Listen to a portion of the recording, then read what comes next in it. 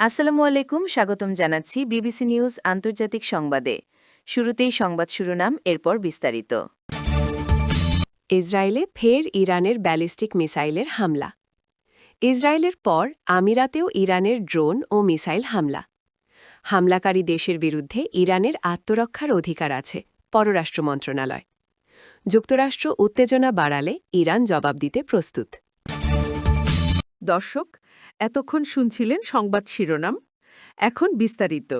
আপনি যদি ইসরায়েলের ধ্বংস চান এবং মুসলিমদের পাশে থাকেন, তাহলে ভিডিওতে লাইক করে চ্যানেলটি অবশ্যই সাবস্ক্রাইব করে দিবেন এবং আপনার মূল্যবান মতামত অবশ্যই কমেন্টে লিখে জানিয়ে দিবেন।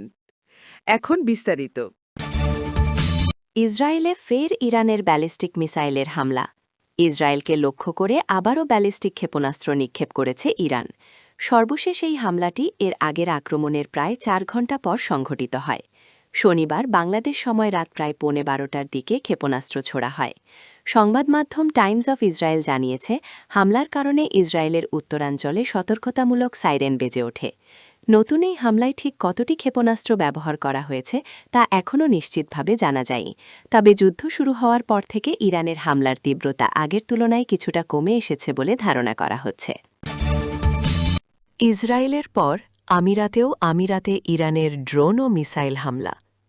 ইসরায়েলের পর এবার সংযুক্ত আরব আমিরাতে মিসাইল ও ড্রোন হামলা চালিয়েছে ইরান। আমিরাতের প্রতিরক্ষা মন্ত্রণালয় রোববার রাতে এ তথ্য জানায়। তারা জানায়, রাত প্রায় 12টায় তাদের আকাশ প্রতিরক্ষা ব্যবস্থা ইরান থেকে আসা মিসাইল ও ড্রোনগুলো প্রতিহত করার চেষ্টা করেছে। মিসাইল ভূপাতিতের কারণে বিস্ফোরণের শব্দ শোনা যেতে পারে বলেও সতর্ক করেছে কর্তৃপক্ষ।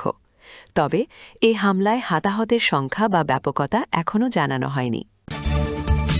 হামলাকারী দেশের বিরুদ্ধে ইরানের আত্মরক্ষার অধিকার আছে। পররাষ্ট্র মন্ত্রণালয় বলেছে, যুক্তরাষ্ট্র ও ইসরায়েলের নৃশংস সামরিক হামলার বিরুদ্ধে প্রতিক্রিয়া জানানোর ও আত্মরক্ষার স্বাভাবিক অধিকার ইরানের রয়েছে। মন্ত্রণালয়ের এক বিবৃতিতে বলা হয়েছে, আগ্রাসন না থামানো পর্যন্ত বা জাতিসংঘ নিরাপত্তা পরিষদ আক্রমণকারীদের চিহ্নিত করে তাদের দায়িত্ব পালনের ব্যবস্থা না নেওয়া পর্যন্ত তেহরান পদক্ষেপ চালিয়ে যাবে। বিবৃতিতে আরও উল্লেখ করা হয়েছে, আন্তর্জাতিক আইন অনুযায়ী কোনো রাষ্ট্র তার ভূখণ্ডকে অন্য দেশের বিরুদ্ধে আক্রমণ বা ক্ষতির জন্য ব্যবহার করতে দিতে পারে না। ইরানের পররাষ্ট্র মন্ত্রণালয় জানিয়েছে, তারা যুক্তরাষ্ট্রের ঘাঁটিগুলোর বিরুদ্ধে প্রয়োজনীয় ও আনুপাতিক প্রতিরক্ষামূলক অভিযান পরিচালনা করেছে। এছাড়া এই পদক্ষেপ নেওয়ার আগে তারা সতর্ক বার্তাও দিয়েছিল। বিবৃতিতে বলা হয়েছে, এই ধরনের অভিযানকে আঞ্চলিক দেশগুলোর বিরুদ্ধে শত্রুতা হিসেবে দেখা যায় না এবং এগুলো কোনোভাবেই অঞ্চলের দেশগুলোর প্রতি বৈরিতা বা শত্রুতার ইঙ্গিত দেয় না। আব্বাস আরাঘচির সতর্ক বার্তা। যুক্তরাষ্ট্র উত্তেজনা বাড়ালে ইরান জবাব দিতে প্রস্তুত।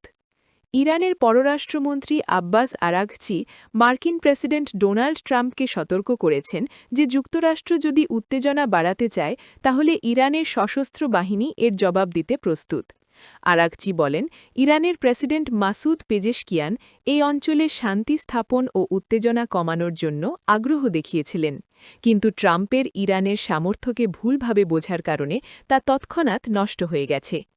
তিনি আরও উল্লেখ করেন, ট্রাম্পের 1 সপ্তাহের ভুল অভিযান ইতোমধ্যেই যুক্তরাষ্ট্রের সামরিক খাতে প্রায় $100 বিলিয়ন ব্যয় করেছে এবং বহু তরুণ সেনার প্রাণহানি ঘটিয়েছে।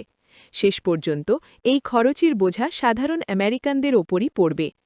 আরাঘচি ইসরায়েলের প্রধানমন্ত্রী বেনিয়ামিন নেতানিয়াহুর বিরুদ্ধে অভিযোগ আনেন যে তিনি যুক্তরাষ্ট্রকে প্রতারিত করে ইসরায়েলের যুদ্ধে যুক্ত করছে। তিনি এটিকে ইসরায়েল প্রথমপন্থী নেতাদের দ্বারা পরিচালিত একটি পছন্দমতো যুদ্ধ হিসেবে উল্লেখ করেছেন।